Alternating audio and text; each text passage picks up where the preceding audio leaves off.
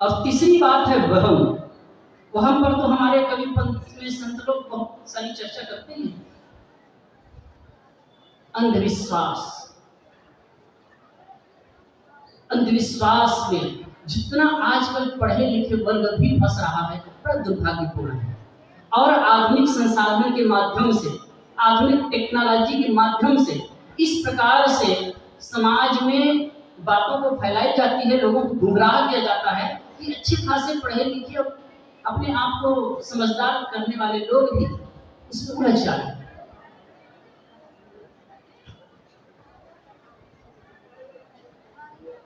यदि आप अपने आप को स्वस्थ रखना चाहते हैं, मस्त रखना चाहते हैं, शांतिपूर्ण जीवन जीना चाहते हैं, तो आप वहम को दूर निकालें। और एक चीज समझ लीजिए, बड़े बड़े गुरु लोग होते हैं, बड़े लोग, बड़े बड़े पंडित पुजारी लोग होते हैं, वो आपको दिल को कमजोर करने वाली बातें, मन को कमजोर करने वाली बातें, भ्रम की बातें बताते हैं और एक प्रकार से आपको अपने चंगुल में लेते हैं। कबीर साहब की एक साखी बहुत बढ़िया है, 2-3 साखी। मच्छ ठिकाने सब चले, भीमर के दरबार, अखिया तेरी रतनारी तू पहरा जा।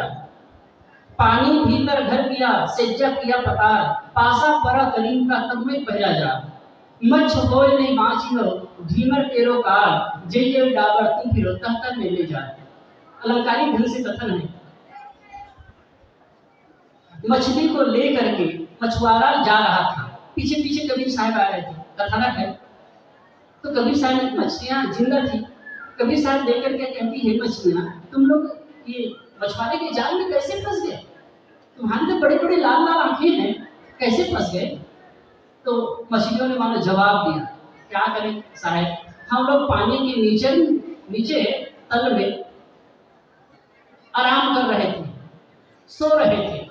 अब ये मछुआरा आया, अपना जाल फेंका, अब उसी में लोग फंस गए।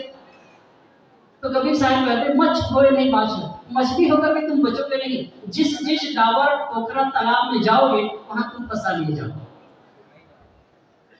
ये मछली का उदाहरण देकर अन्योक्ति अलंकार में साहब क्या कहते हैं, भावुक भक्त लोग भ्रमित गुरुओं के भ्रम जाल में फंस जाते।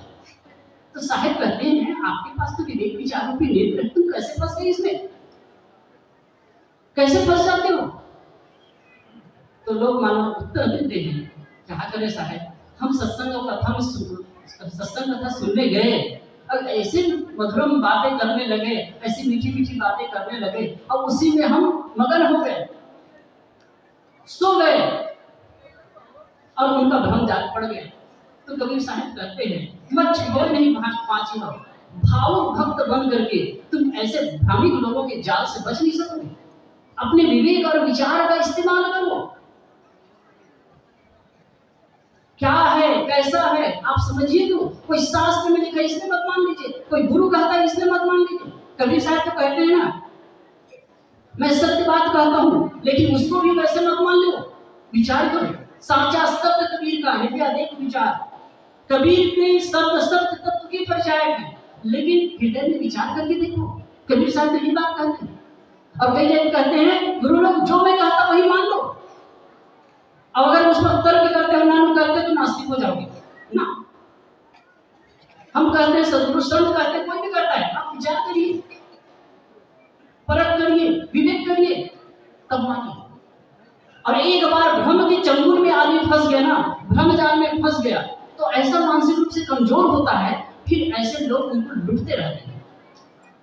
यदि आप अच्छा जीवन जीना चाहते हैं, निर्भय और निर्भय जीवन जीना चाहते हैं, तो ये भ्रम मान्यताओं को तोड़ दीजिए। आपके ऊपर कोई कर्ता धर्ता नहीं है, आपको कोई सुख देने वाला नहीं है। गुरुदेव जी एक बात कहा करते थे, यदि तुम्हारा कर्म अच्छा है, अच्छा जीवन जी रहे हो, तो कोई ऐसा संतान नहीं जो तुम्हें दुख दे सके, और अगर कर्म बुरा है तो कोई ऐसा ईश्वर नहीं है जो आपको सुख दे सके। और चौथी बात है,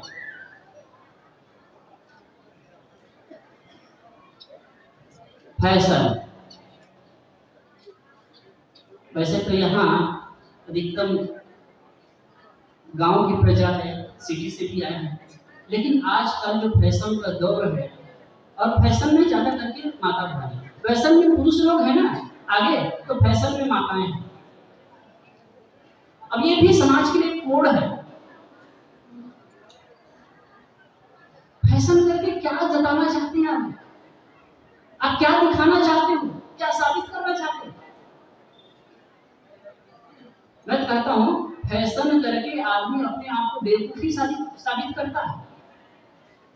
यदि आप अपने आप को सुंदर नहीं मानते हैं तो आप सुंदर नहीं हो सकते, चाहे कितना भी रंग रोगन लगा लीजिए, चाहे कितना भी बाहर से पहनावा ओढ़ावा आप बना लीजिए। आप विश्वास कीजिए, प्रकृति ने, नेचर ने, अस्तित्व ने आपको अच्छा बनाया, बहुत सुंदर है आप। कोई भी आदमी जैसे कुरूप से कुरूप भी हो, लेकिन उसके अंदर ऐसा कुछ होता है कि वो अंदर से बहुत सुंदर होता है। एक गायिका थी, नाम तो मुझे याद नहीं,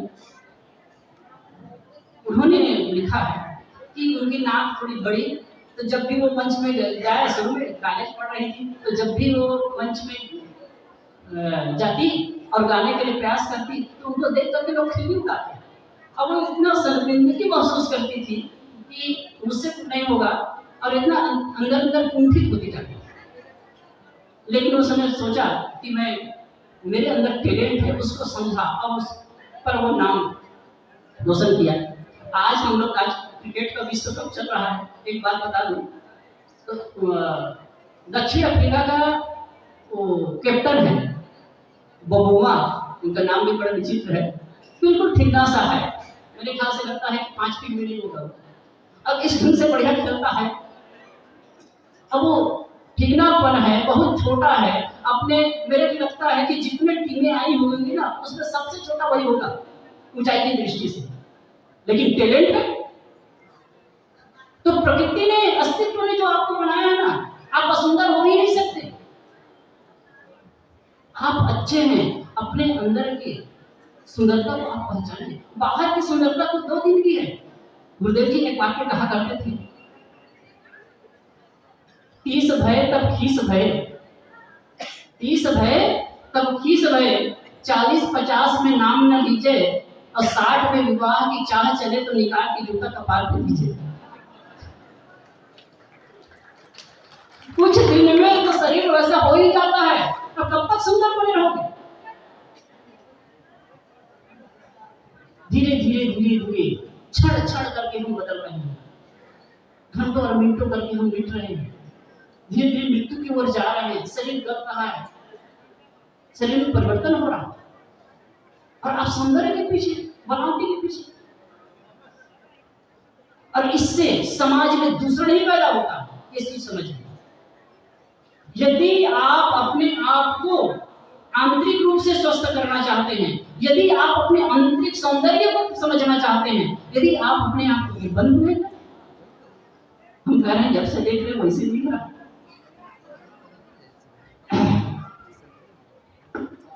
तो पता नहीं कहां पे 5:33 हो चुका है। मैं भी ज्यादा नहीं पढ़ाऊंगा, यही 4 बातें मैंने जो कही, विषय, वहम, व्यसन और फैशन, बारीकी से सुनिए। यदि हमारे विषय में आसक्ति होती है, तो आसक्ति जिन विषयों में जिसकी जितनी आसक्ति है, उससे दुख पैदा होना ही है। आप अपने आप को दुखी होने से नहीं बचा सकते। और विषय, वहम, अंधविश्वास में पड़ेंगे तो आप स्वस्थ और अच्छा जीवन नहीं जी पाएंगे। हमेशा मन में कमजोरी बनी रहेगी, डर और भय का माहौल बना रहेगा। और जो लोग जो वहम की बातें फैलाते हैं ना, तो एक प्रकार से आपको मानसिक रूप से कमजोर करते हैं और फिर जीवन भर भरते हैं। आप मानसिक रूप से सशक्त बनिए। आपका अंदर अस्तित्व है, आपकी सत्ता है, वही ईश्वर है, और आप अपने अस्तित्व को समझिए। आपको कोई, आपके ऊपर कोई नहीं है जो सुख देगा। व्यसन में मत पड़िए और फैशन में मत पड़िए।